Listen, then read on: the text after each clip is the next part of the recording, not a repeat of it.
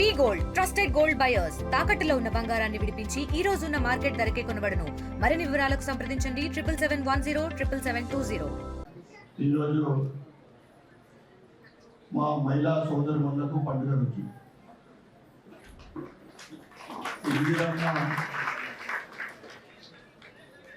ఎప్పుడెప్పుడు ఎదురు చూస్తున్న ఇందిరమ్మ చీరల పంపిణీ కార్యక్రమం అందరికీ కూడా నా యొక్క నమస్కారం. చాలా ఆనందంగా ఉంది మీ ఉత్సాహం చూస్తే. వస్త్రాలయంలో చీరలు కూడా చూసిన గతం కన్నా కూడా చాలా బాగున్నాయి చీరలు. మీరు తప్పకుండా అందరూ మెచ్చుతారు. ముఖ్యంగా తెలంగాణ ప్రభుత్వం ముఖ్యమంత్రి రేవంత్ రెడ్డి గారికి మరియు మా పెద్దలు సుదర్శన్ రెడ్డి గారికి మరొకసారి శుభాకాంక్షలు తెలియజేస్తూ, అదేవిధంగా ప్రభుత్వము మహిళా సోదరులకు వాళ్ళు ఇస్తున్న స్కీమ్లో ఒకటి ఆర్థికంగా ప్రభుత్వ పరిస్థితి బాగాలేకున్నా కానీ ఇవ్వటానికి ప్రయత్నం చేస్తూ ఉన్నారు. తప్పకుండా అన్ని స్కీమ్లు కూడా ఇచ్చే ప్రయత్నం చేయాలని కోరుకుంటూ నాకు అవకాశం ఇచ్చిన ప్రజలందరికీ ధన్యవాదాలు చెప్పుకుంటూ భారత్ మాతా కీ జై. ఇంత మాట్లాడడానికి పెద్దగా ఏం లేదు, ఓన్లీ చీరల పంపిణీ కాదు. కానీ మీకు ఏం చెప్పదలుచుకుంటున్నానంటే, చీరల వల్ల మా ఆడబిడ్డల ఆత్మగౌరవం పెరగాలని గత ప్రభుత్వం తీసుకున్న నిర్ణయం.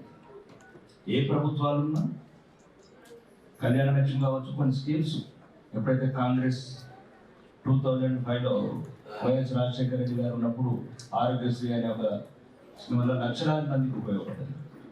అంటే ప్రభుత్వాలు ఏవైనా కొన్ని నిర్ణయాల వల్ల ప్రజలలో ఏదో ఒక రకంగా ఉపయోగపడాలని ఈ చీరలు ముఖ్యంగా తెలంగాణ ఆడబిడ్డల ఆత్మగౌరవం గురించి ఏర్పడేస్తుంది. ఓకే, క్వాలిటీలో అప్పటికన్నా ఇప్పుడు కొద్దిగా మార్పు వచ్చింది, నేను ఇంకా మాట్లాడుతాను. చీరలతో పాటు గ్రామీణ ప్రాంతాలలో, మీరు అన్ని గ్రామీణ ప్రాంతాలను వచ్చారు కాబట్టి గ్రామీణ ప్రాంతాలలో మీరు స్కూల్స్, వైద్యం, అభివృద్ధి గురించి కూడా అడగండి మమ్మల్ని.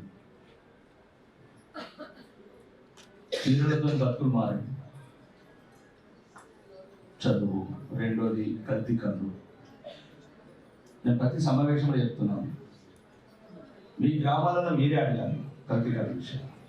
వాళ్ళతో మొదటి రోజు కళ్ళు కంపౌండ్ పోయిన రోజే అడగాలి. మొదటి కళ్ళు చూసేదాన్ని ఆడు లోపల గుండెలు పోతున్నాయి, కార్యం పోతున్నది, అన్ని పోతున్నాయి.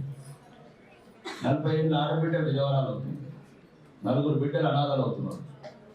గ్రామీణ ప్రాంతాలలో ముఖ్యంగా చైతన్యమై ఏదైనా ఇప్పుడు ఇందిరమ్మ ఇల్లు, నేను చాలా విలేజ్లలో విజిట్ చేస్తున్నాను. కేంద్ర ప్రభుత్వం, రాష్ట్ర ప్రభుత్వం సహకారంతో ఇల్లు కడుతుంది.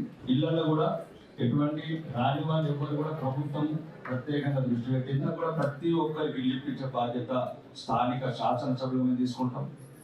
వచ్చిన వాళ్ళు కూడా చాలా మంది మధ్య ఏం చేస్తున్నారు, ఇందిరమ్మ ఇల్లు ఎంతమందికి వచ్చినాయంటే 2% కూడా చేతి ఎత్తలేదు.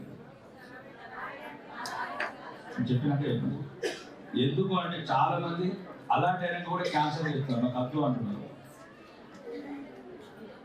5 లక్షల రూపాయలు వచ్చేటప్పుడు 2 లక్షల రూపాయలు ఇవ్వాలి, 5 లక్షల రూపాయలు వాళ్ళు చేసుకోమని. నేను చాలా గ్రామాలకు వెళ్ళాను.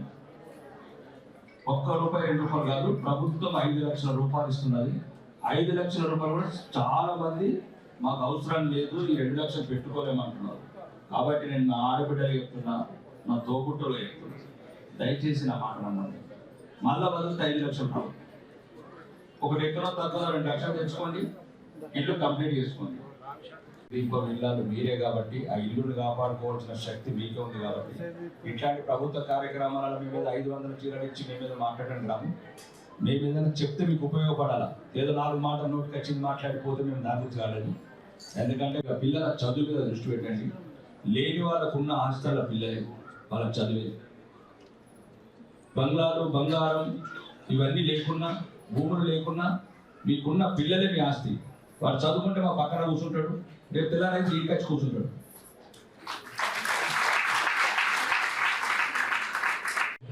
మన నిజామాబాద్ జిల్లా సెల్ఫ్ ఆధ్వర్యంలో చీరల పంపిణీ కార్యక్రమంలో భాగంగా డిఆర్డిఏ కానీ ఇప్పుడు ఇదంతా ఈ అంటే సెల్ఫ్ ఆర్గనైజేషన్స్ ఉండేవి లేవని కాదు అంటే ఏమంటారు వర్కింగ్ స్టైల్ అనేది చాలా మారింది గవర్నమెంట్లో. ఇప్పుడు గవర్నమెంట్ గోల్స్ డిఫరెంట్ ఉన్నాయి. సో ఇప్పుడు ఏంటంటే 1 కోటి మంది మహిళలను కోటీశ్వరులను చేయాలన్నది ఇందిరా మహిళా స్వశక్తి పేరు మీద రాష్ట్ర ప్రభుత్వం తీసుకున్నటువంటి అత్యంత ప్రెస్టీజియస్ ప్రాజెక్ట్ ఇది. దాంట్లో భాగంగానే మరి వీళ్ళ మహిళలు ఇంతకుముందు లాగా కాకుండా మహిళలు అంటే ఏదో పెరడి వెనుక పూల వ్యాపారము లేకుంటే 1-2 బళ్ళు పెంచుకొని పాల వ్యాపారము కాదు.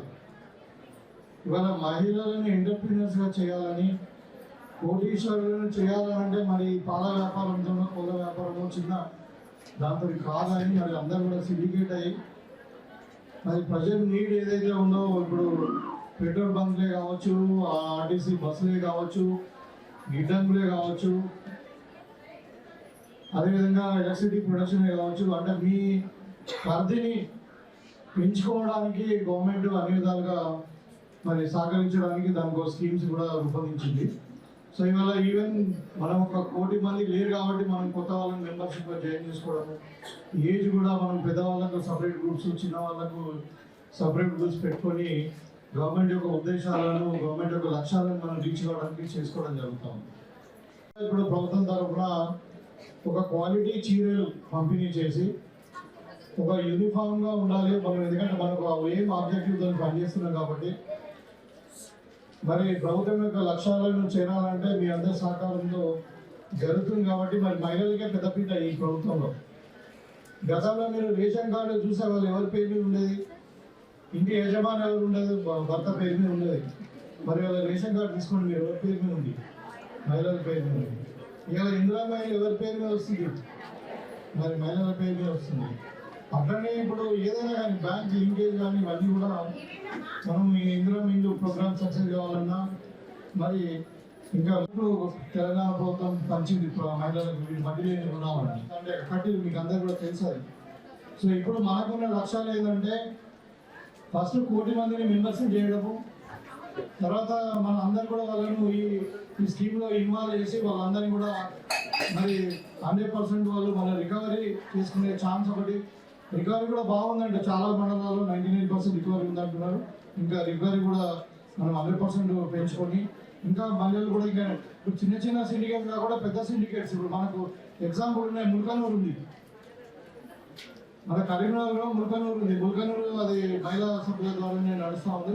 కొన్ని 100 కోట్ల వ్యాపారం చేస్తూ ఉన్నాం మనం. ప్యారల్ విత్ అమూల్ కానీ లేకుంటే ఇప్పుడు మనం ఏమంటాము మన విజయ డైరీ టైప్లో ఆ లెవెల్లో చేస్తూ ఉన్నారు. బస్సు ద్వారా మిగిలిన పైసలు, ఈ 200 యూనిట్ల కరెంటు ద్వారా మిగిలిన పైసలను వాళ్ళు పోగు చేసుకుని కిట్లు చేస్తున్నారు. సో